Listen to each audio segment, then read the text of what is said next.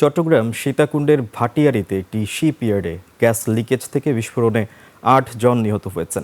এই ঘটনায় আহত হন আরও ১৫ জন। খবর পেয়ে দ্রুত ফায়ার সার্ভিস ও পুলিশ আহতদের উদ্ধার করে চট্টগ্রাম মেডিকেল কলেজ হাসপাতালে পাঠায়। তাদের মধ্যে কয়েকজনের অবস্থা আশঙ্কাজনক। এদিকে বিস্ফোরণে ভুক্তভোগী প্রতি পরিবারকে শিপ মেকিং অ্যাসোসিয়েশন থেকে ১০ লাখ টাকা করে দেওয়া হবে জানিয়েছেন অর্থমন্ত্রী আমির খসরু মাহমুদ চৌধুরী।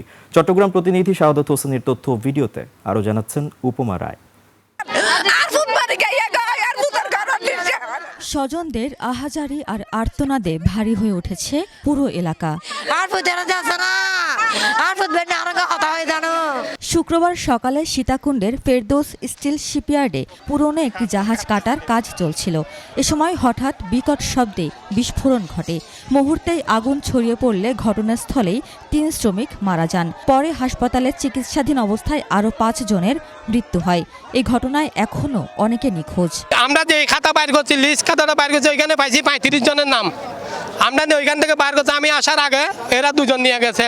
আরো মানুষ আরো পাচ্ছি না, এখনো জোয়ারের কারণে আমরা মানুষগুলো এখানে কাগজ অনেক কাপড় আছে, এখনো জুতা মতো এখানে দেখতেছি। প্রাথমিকভাবে ধারণা করা যাচ্ছে পুরনো জাহাজের ভেতরে জমে থাকা দাহ্য গ্যাসের কারণে বিস্ফোরণ ঘটতে পারে। ঘটনাটি খতিয়ে দেখছে কর্তৃপক্ষ। বর্তমানে আমাদের বাইরে ২-৩ জন মারা গেছে, আর তাও ডিস্ট্রিক্টের মানুষ আছে। কেউ আনতে আসে না, কেউ যাইতে আসে না। লাস্ট আমরা জোর করে যাইয়া এদেরকে গাড়ি করে নিয়ে চলে আসছি। বিস্ফোরণের পরে শিপইয়ার্ডে আসে ফায়ার সার্ভিস ও পুলিশ। আহত শ্রমিকদের উদ্ধার করে দ্রুত চট্টগ্রাম মেডিকেল কলেজ হাসপাতালে পাঠানো হয়। তাদের মধ্যে কয়েকজনের অবস্থা আশঙ্কাজনক। 10:50 আমাদের কাছে সংবাদ আসে যে এই ফেরদৌস শিপ ব্রেকার্স এবং রিসাইক্লিং একটা এই শিপ ব্রেকার্স আছে, ওখানে একটা দুর্ঘটনা ঘটছে। আমাদের যে স্থানীয় fire service Kumira fire station সংবাদ আসার সাথে সাথে আমাদের এই কুমিরা ফায়ার স্টেশন থেকে রেস্কিউ গাড়ি এবং অ্যাম্বুলেন্স খুব দ্রুত এখান থেকে এসে ঘটনা পড়ছে।